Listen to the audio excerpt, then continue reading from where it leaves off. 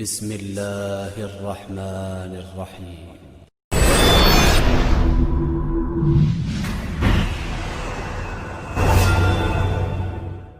اعوذ باللہ من الشیطان الرجیم، بسم اللہ الرحمن الرحیم۔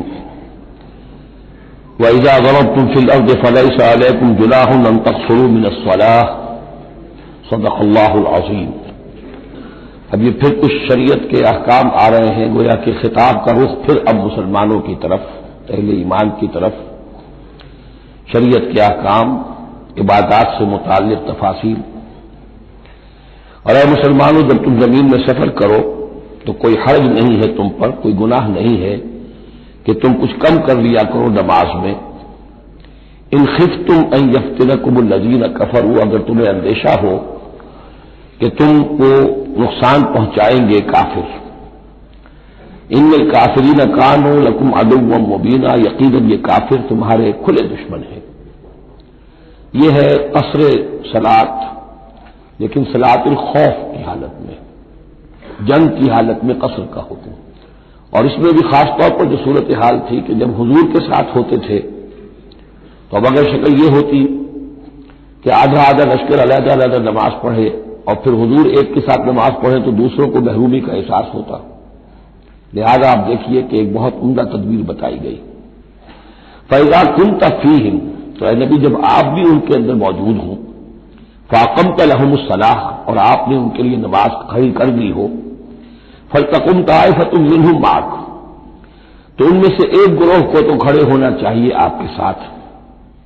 وَلْيَأْخُذُوا أَسْلِحَتَهُمْ، اور جو دوسرے ہیں وہ اپنا اسلحہ لے کر چاق و چوبند رہیں۔ فَإِذَا سَجَدُوا فَلْيَكُونُوا مِن وَرَائِكُمْ، تاکہ جب تم سجدہ کرو، جو حضور کے ساتھ نماز پڑھ رہے سجدے میں جائیں تو وہ دوسرا گروہ جو ہے جو نماز میں شریک نہیں ہے وہ ان کی حفاظت کرے، کھڑے رہیں ان کے پیچھے۔ وَلْتَأْتِ طَائِفَةٌ أُخْرَىٰ، اب اس کے بعد ہوتا کیا تھا کہ حضور نے ایک رکعت نماز پڑھا دی اور آپ بیٹھے رہے، دوسری رکعت کے لیے اٹھے نہیں، دوسری رکعت مسلمانوں نے خود ادا کر لی۔ اب جب انہوں نے سلام پھیر دیا چلے گئے تو جو پہلے جو تھے جو اس وقت تک شریک نہیں ہوئے تھے وہ حضور کے پیچھے آ گئے۔ اب حضور نے ایک رکعت اور پڑھی تو ان کی ایک رکعت حضور کے پیچھے ہو گئی، اس کے بعد حضور نے ایک رکعت کے بعد سلام پھیر دیا، انہوں نے پھر ایک رکعت اور ادا کر لی، اس طریقے سے کہ کوئی بھی حضور کی امامت کے شرف سے اور فضل سے محروم نہ رہے۔ فَإِذَا سَجَدُوا فَلْيَكُونُوا مِن وَرَائِكُمْ وَلْتَأْتِ طَائِفَةٌ أُخْرَىٰ فَلْيُصَلُّوا مَعَكَ، اب وہ دوسرا گروہ کو آنا چاہیے کہ جنہوں نے ابھی نماز نہیں پڑھی تھی کہ وہ آپ کے ساتھ نماز پڑھیں۔ وَلْيَأْخُذُوا حِذْرَهُمْ وَأَسْلِحَتَهُمْ، اور ان کو چاہیے کہ وہ اپنی ڈھالیں بھی، اپنا بچاؤ بھی اور اسلحہ بھی ساتھ رکھے۔ وَدَّ الَّذِينَ كَفَرُوا لَوْ تَكْفُرُونَ عَنْ أَسْلِحَتِكُمْ وَأَمْتِعَتِكُمْ، یہ کافر تو اسی طاق میں رہتے ہیں، اسی امید میں رہتے ہیں کہ تم جیسے ہی غافل ہو جاؤ۔ وَدَّ الَّذِينَ كَفَرُوا لَوْ تَغْفُلُونَ عَنْ أَسْلِحَتِكُمْ، اپنے اسلحہ سے غافل ہو جاؤ، وَأَمْتِعَتِكُمْ، اور اپنے مال و اسباب سے، فَيَمِيلُونَ عَلَيْكُمْ مَيْلَةً وَاحِدَةً، تو وہ تم پر ایک دم ٹوٹ پڑے حملے کے اندر۔ وَلَا جُنَاحَ عَلَيْكُمْ إِن كَانَ بِكُمْ أَذًى مِّن مَطَرٍ، اور کوئی حرج نہیں ہے تم پر، کوئی گناہ نہیں ہے اگر تمہیں کوئی تکلیف ہو یا بارش کی وجہ سے کوئی صورتحال ایسی ہو، اور کنتم مرضى، یا تم بیمار ہو، ان تضعوا اسلحتکم، کہ اسلحہ تو اپنا رکھ دو، وخذوا حذرکم، لیکن صرف ڈھال لے لیا کرو کہ اچانک کوئی حملہ ہو جائے تو اگر پوری تلوار نیزہ وغیرہ سب اپنے جسم پر لگایا ہوا ہے تو نماز کا پڑھنا مشکل ہے، اور یہ کہ حالات ایسے ہیں تو اسلحہ علیحدہ رکھ دیا جائے لیکن ڈھال اپنے پاس موجود رہے، تاکہ اچانک کوئی حملہ ہو تو کم سے کم انسان کو وقت ملے کہ وہ اپنے آپ کو بچا کر اور پھر وہ اپنا اسلحہ بھی لے لے گا۔ ان اللہ اعد للکافرین عذابا مہینا، یقیناً اللہ تعالیٰ نے کافروں کے لیے بہت اہانت آمیز عذاب تیار کر رکھا ہے۔ فَإِذَا قَضَيْتُمُ الصَّلَاةَ، پھر جب یہ نماز اس طریقے سے تم ادا کر لو، فاذکروا اللہ قیاما وقعودا وعلی جنوبکم، تو پھر ذکر کرو اللہ کا، کھڑے ہوئے، بیٹھے ہوئے، لیٹے ہوئے، سواریوں پر چلتے ہوئے۔ وہ ذکر جو ہے وہ ذکر کثیر، وہ صرف نماز کے ساتھ نہیں ہے بلکہ جیسے سورہ جمعہ میں آیا ہے کہ فَإِذَا قُضِيَتِ الصَّلَاةُ فَانتَشِرُوا فِي الْأَرْضِ وَابْتَغُوا مِن فَضْلِ اللَّهِ وَاذْكُرُوا اللَّهَ كَثِيرًا لَعَلَّكُمْ تُفْلِحُونَ، ہر حال میں جب تم اللہ کو یاد رکھو، اللہ کا ذکر کرتے رہو۔ ادعیہ معصورہ ہے، اوراد معصورہ ہے، اوراد مسنونہ ہے، ان کے سے اپنی زبان کو، اپنے ذہن کو اور قلب کو ایمان کے ساتھ تر و تازہ رکھو۔ فَإِذَا اطْمَأْنَنْتُمْ، اور جب تمہیں امن حاصل ہو جائے، یعنی یہ نماز کی یہ کیفیت جو ہے یہ صرف اس شکل میں ہوگی کہ خوف ہے، صلاۃ الخوف. جب تمہیں امن حاصل ہو جائے، خوف جاتا رہے، فَأَقِیمُوا الصَّلَاةَ، پھر نماز قائم کرو جیسے کہ نماز کے قائم کرنے کے آداب ہیں، اس کی شرائط ہے.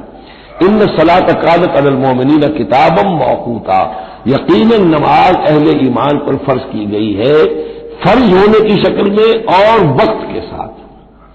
اس کی فرضیت ہے اور موقوت ہے، اس کے اپنے اوقات ہے. اور اس اوقات کے ضمن میں آپ کو بتا چکا ہوں کہ حضرت جبرائیل نے 2 دن نماز آپ کو پڑھائی. ایک دن 5 نمازیں اول وقت میں، دوسرے دن 5 نمازیں آخر وقت میں، اور بتایا کہ ان کے مابین وقت ہے. ولا تہنوا فی ابتغاء القوم، اور دیکھو اس قوم یعنی اپنے دشمن کا پیچھا کرنے میں سست نہ بنو. اب تو یہ سمجھیے کہ جو حق و باطل کی جنگ ہے وہ آخری مرحلے کو پہنچ رہی ہے. اب آخری مرحلے پہ آ کے تھک نہ جانا. ولا تہنوا فی ابتغاء القوم، ان کا پیچھا کرنے میں سست مت پڑو، ہمت نہ ہارو. ان تکونوا تعلمون، بڑے پیارے الفاظ ہیں. اگر تمہیں کوئی تکلیف پہنچتی ہے، الم پہنچتا ہے، بے آرامی ہے، فإنہم یعلمون کما تعلمون، تو کیا انہیں نہیں پہنچتا؟ انہیں بھی تو تکلیف پہنچتی ہے، وہ بھی جنگ کر رہے ہیں، وہ بھی زخم کھاتے ہیں، ان کے بھی لوگ مر رہے ہیں، وہ ساری تکلیفیں انہیں بھی پہنچ رہی ہیں، دشمنوں کو بھی. وَتَرْجُونَ مِنَ اللَّهِ مَا لَا يَرْجُونَ، اور تم اللہ سے امیدیں رکھتے ہو جو وہ نہیں رکھتے. تمہیں تو جنت کی امید ہے، تمہیں اللہ سے مغفرت کی امید ہے، انہیں تو یہ بھی نہیں ہے. تو اس اعتبار سے تمہیں تو ان سے کہیں آگے بڑھ جانا چاہیے.